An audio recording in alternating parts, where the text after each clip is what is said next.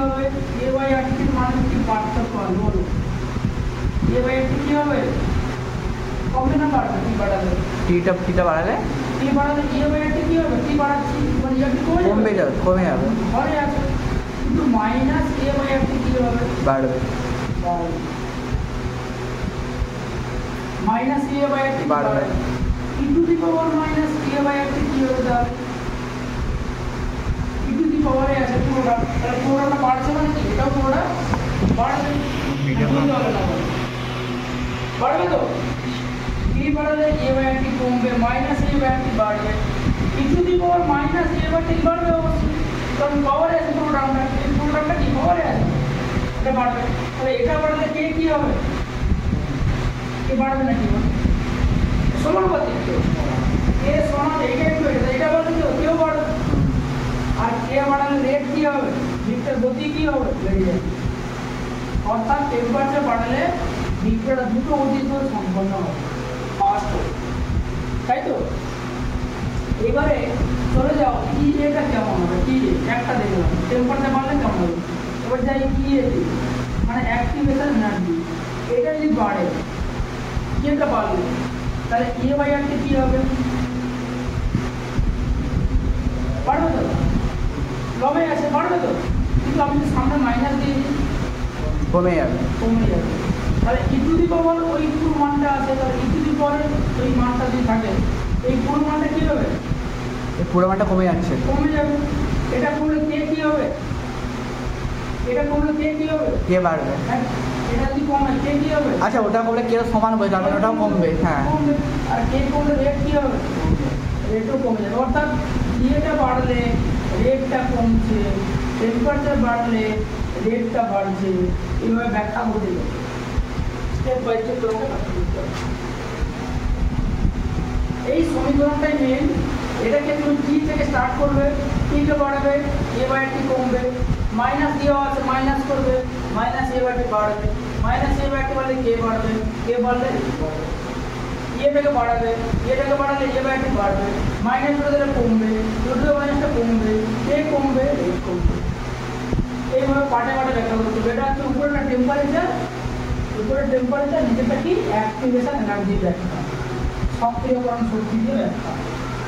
অর্থাৎ activation energy বাড়লে রেটটা কমে যাবে তার বিষয়টা হচ্ছে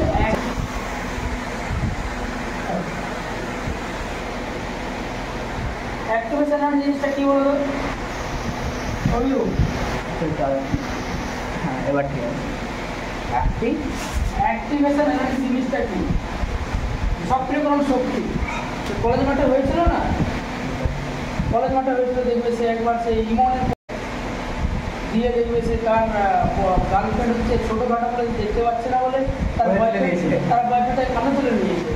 দিয়ে তাকে ইমনকে দেখাচ্ছে কবে এসেছিল ইমন ওই কলেজের ফ্রেশার্স না কি প্রোগ্রাম হচ্ছিল ওটা হয়েছিল তো তখন তার গার্লফ্রেন্ড এতটাই বেটে গেল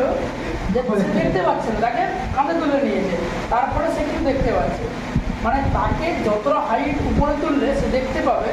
সেই পরিমাণ তাকে এনার্জি দিচ্ছে কি তার বয়ফ্রেন্ড দিচ্ছে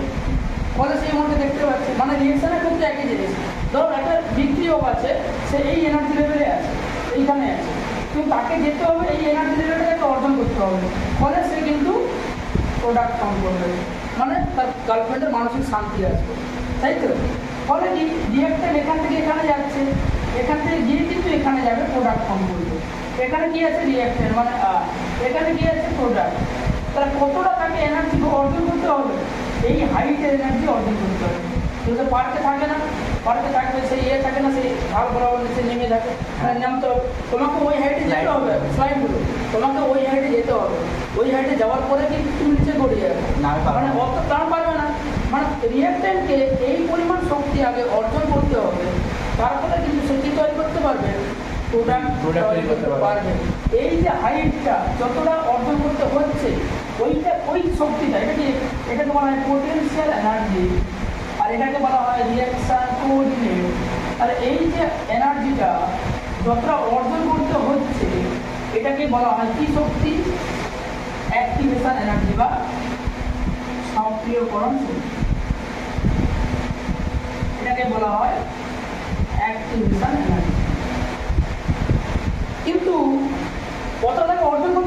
কি করবে অর্জন করবে কি হবে? অর্জন করবে কী করে সেটা পরে আসছে, ওই বয়ফ্রেন্ডটাকে সাহায্য করছে। হ্যাঁ, ওটা কিন্তু করতে থাকে। কিন্তু ওই মেয়েটা তো নিজস্ব শক্তি ছিল, একটা নিজস্ব হাইট ছিল, সেটা একটা নিজস্ব শক্তি, তার নিজস্ব এনার্জি। ওই নিজস্ব এনার্জিটা রিয়েক্টেন্টের তাকে বলা হয় গড় গতিশক্তি, তার বিক্রিয় অণুর গড় গতিশক্তি। তাহলে যতটা এনার্জিটা নিজের ছিল, এই যে হাইটটা, এটাকে বলা হয় গড় গতিশক্তি, বা বলা হয় এভারেজ কাইনেটিক এনার্জি, এভারেজ কেই অফ কি হবে আর বিক্রিয় কোনো গড় গতিশক্তি ছিল এতটা, তাকে অর্জন করে দিচ্ছে তার বয়ফ্রেন্ড এতটা। তাহলে এই যে টোটাল যেটা অর্জন হলো, এই টোটাল যে এনার্জিটা, এই টোটাল এনার্জিটাকে কি বলবো আমরা? সূচনা শক্তি। মানে এটাকে বলা হয় সূচনা শক্তি, মানে এইটা এই এনার্জিটা প্লাস এই এনার্জিটা, আচ্ছা আচ্ছা, তাই তো? এটাকে বলা হয় kinetic energy plus average plus, energy, এটাকে বলা হয় অ্যাক্টিভেশন। এটাকে বলা হয় সূচনা শক্তি। অর্থাৎ সূচনা শক্তি সমান আমরা বলতে পারি অ্যাক্টিভেশন এনার্জি ই প্লাস কি হবে এভারেজ কাইনেটিক এনার্জি, এই অ্যাক্টিভেশনটা মিলে হবে সূচনা শক্তি। তাহলে এইটা রিঅ্যাক্ট্যান্ট অণুকে অর্জন করতে হবে। ব্যাপারটা বুঝতে পারলে কিনা? একদম। তাহলে তুমি ভাবো, ধরো ওই যে হাইটটা, মানে তার সামনে যে লোকগুলো ছিল তারা যদি বেটে কাটা হতো, তখন ধরো তারা এই হাইটটা নিয়ে রেখেছে, তখন তার গার্লফ্রেন্ডকে যদি কম তুলতে হতো, মানে এই হাইটটা যদি কম হবে, তাড়াতাড়ি সে দেখতে হবে, তাড়াতাড়ি দেখতে হবে কি রিয়াকশনটা তাড়াতাড়ি হবে। এই জন্য বলছিলাম অ্যাক্টিভেশন এনার্জি যত বেশি হবে, এটা যদি আরও বড় হতো, তখন কি তার গার্লফ্রেন্ডকে আরও বেশি তুলতে হতো, তখন কি রিয়াকশনটাকে ফাস্ট হতো না, সময় তখন কি সময় লাগতো। এই জন্য বলা হয় অ্যাক্টিভেশন এনার্জি যত বাড়বে, রিয়েক্টিভ তত কমে যাবে। আর এই হাইটটা যত কম হবে, তত কুইক প্রোডাক্ট তৈরি করতে পারবে, মানে রিয়েক্টেন্টকে তত কম শক্তি অর্জন করতে হবে। তখন দেখো সবাই ইয়েস। এই জন্য এই আর কি হয়, টেম্পারেচারের সঙ্গে আমাদের দেখবো কীভাবে হয়। এই যে ক্যাটালিস্ট যোগ করলে হয় না, রেট বেড়ে যায় কেন? কারণ ক্যাটালিস্ট যোগ করলে আগে যে পথে বিক্রিয়াটা হচ্ছিল, এখন তার চেয়ে কম সক্রিয়করণ শক্তির পথে সম্পন্ন হবে, তাই ক্যাটালিস্ট যোগ করলে রেটটা বেড়ে যায়।